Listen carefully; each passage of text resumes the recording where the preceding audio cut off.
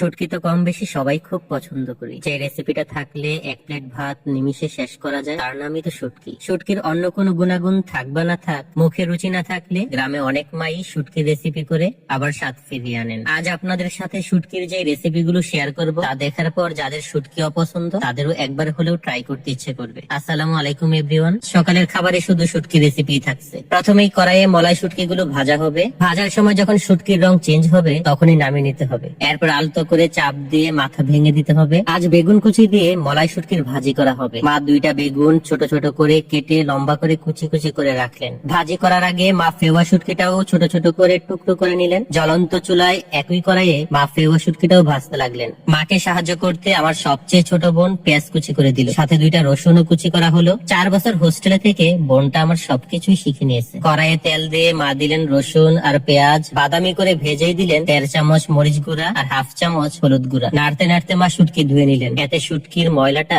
পরিষ্কার হয়। এরপর কড়াইতে দিলেন শুটকি, লবণ দিয়ে নেড়েচেড়ে কুচি করা বেগুন যোগ করলেন। মশলার সাথে মিশিয়ে সেদ্ধ হওয়ার জন্য ঢাকনা চাপা দিয়ে দিলেন। সেদ্ধ হওয়ার ফাঁকে মা কয়টা ললিতা আলু কুচি করতে বসলেন। আজ আলু দিয়েও শুটকির একটা ভাজি করা হবে। এরপর ঢাকনা তুলে মা সামান্য পানি দিয়ে আবার ঢাকনা চাপা দিলেন। শেষে শুধু ধনিয়া পাতা কুচি দিলেই শুটকির রেসিপি প্রস্তুত। আজ মোট 6 জাতের শুটকির রেসিপি হবে। চান্দা শুটকির ভর্তাও করা হচ্ছে। চান্দা শুটকির ভর্তা অনেকেই কাটার ভয়ে খেতে চায় না, কিন্তু আমার মায়ের রেসিপি ফলো করলে কখনোই কাটা লাগবে না। মা প্রথমে শুটকিটা ভেজে নেন, এরপর চুলা থেকে নামিয়ে চালনিতে নিয়ে একটু কাপড় মুড়িয়ে ঘষে ঘষে কাটা ফেলে দেন। সময় নিয়ে একটা একটা করেও কাটা ছাড়ান। এরপর মা টাকি মাছের শুটকি ভাজবেন। উপরের চামড়া ছাড়িয়ে ছোট ছোট করে কাটলেন। আমার মা আগে টাকি মাছের মাথা শুকিয়েও ভর্তা করতেন। আজ এই শুটকিরও ভর্তা হবে।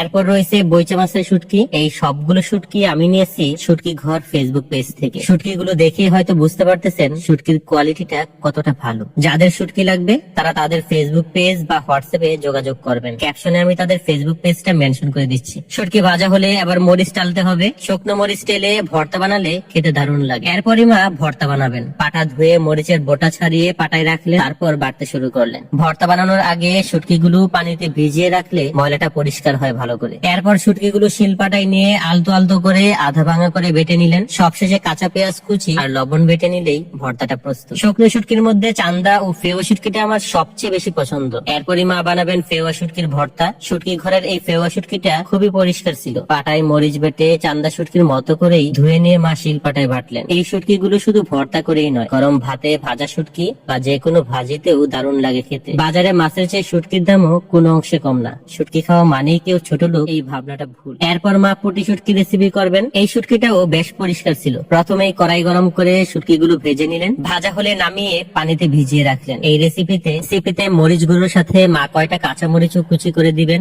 কড়াইতে তেল গরম হলে মা পেঁয়াজ ও রসুন ভেজে নিলেন। এরপর দিলেন কাঁচা মরিচটা মাঝ বরাবর কেটে দিলেন। এরপর ধুয়ে রাখা শুটকিগুলো দিয়ে দিলেন। আরো দিলেন মরিচ গুঁড়ো, হলুদ গুঁড়ো, সামান্য পানি দিয়ে নেড়ে দিলেন লবণ আর কুচি করা আলু। বিশেষ করে ছোট আলু দিয়ে শুটকি ভাজি আরো বেশি মজার হয়। সেম রেসিপি ফলো করে যে কোনো শুটকি দিয়ে এই রেসিপিটা করা যাবে। আলু সেদ্ধ হতে হতে মা বইসা মাছের শুটকির ভর্তাটাও করে নেবে। এইভাবে বুঝে বুঝে কাজ করলে কাজ খুব তাড়াতাড়ি হয়। ছোটবেলায় ভাই বোনরা যখন কান্না করতো এভাবে রান্নার ফাঁকে ফাঁকে মা তাদের কান্না থামাতেন। মায়ের সবগুলো ভর্তাই একই প্রসেসে করছেন, তাই আপনাদের সাথে রেসিপির বর্ণনা আজ কম করছি। অনেকেই মায়ের হাতের ভর্তা রেসিপি গুলো এত বেশি পছন্দ করেন যে ভর্তার ভিডিও আপলোড করলেই ভাইরাল হয়ে যায়। মাছ মাংসের চেয়ে ভর্তার স্বাদও কিন্তু কম না।